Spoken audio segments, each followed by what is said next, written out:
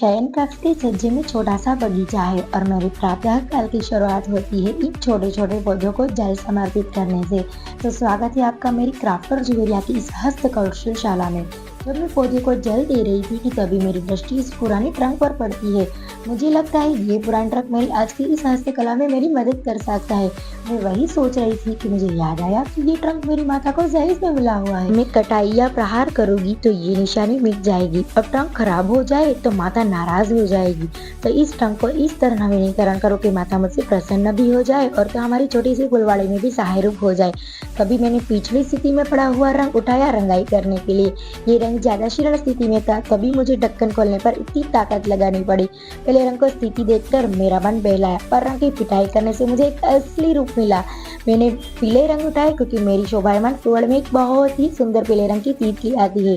तितली से मुझे याद आया कि तितली एक फूल पर बैठी और सोचने लगी कि जीवन में खुश रहना सबसे जरूरी है। अगर हम खुश हैं तो हमें किसी से डरने की जरूरत नहीं है। हम अपने जीवन में जो चाहे वो हासिल कर सकते हैं। तितली ने जीवन में आगे बढ़ने का फैसला किया और अपने पंख फैलाकर उड़ गई।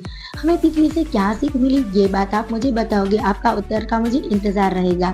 पूरे टंक आगे पीछे इधर उधर ऊपर नीचे सीधा टेढ़ा रंगाई कर दी, क्योंकि हमें रंगाई करना तो दूर पूजा पकड़ना भी नहीं आता। हमें रंगाई करना बहुत ही पसंद है। रंगाई का काम खत्म होते ही मैंने टंक को कड़ी धूप में छोड़ दिया शुष्क होने के लिए और रंग की पेटी को अच्छे से संकुल करके रख दिया। हमारी दृष्टि इस शीत गृहतल पर पड़ती है। रंग की रंगाई के साथ साथ गृहतल की भी रंगाई हो चुकी है। मैंने काल का सदुपयोग करके पूछा और साबुन की सहायता से धुलाई कर दी और वापस वही स्थिति में ला दिया।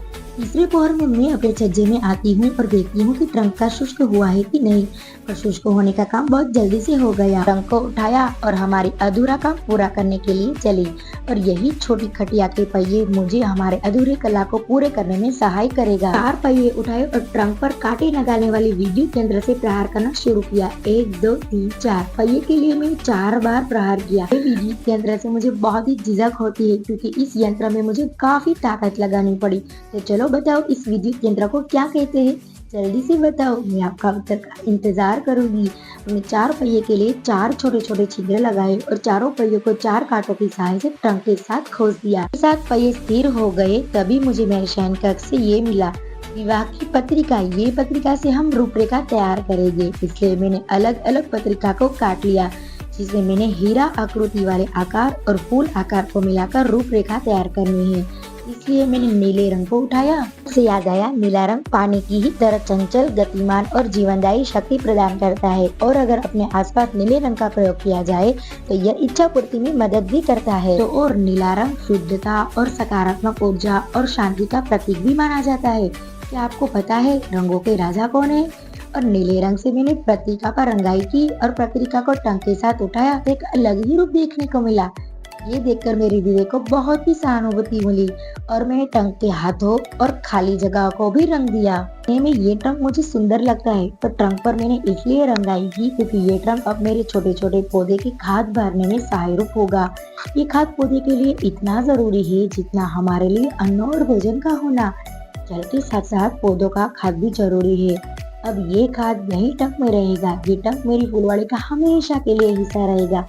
माता भी प्रसन्न हुई और हमारी फुलवाड़ी भी सुंदर बन गई और सिर्फ टंक ही नहीं बल्कि हमारी पौधे का चारपाई भी बन गया। ये बताओ अगर आपके पास ऐसा ट्रंक होता तो आप क्या करते?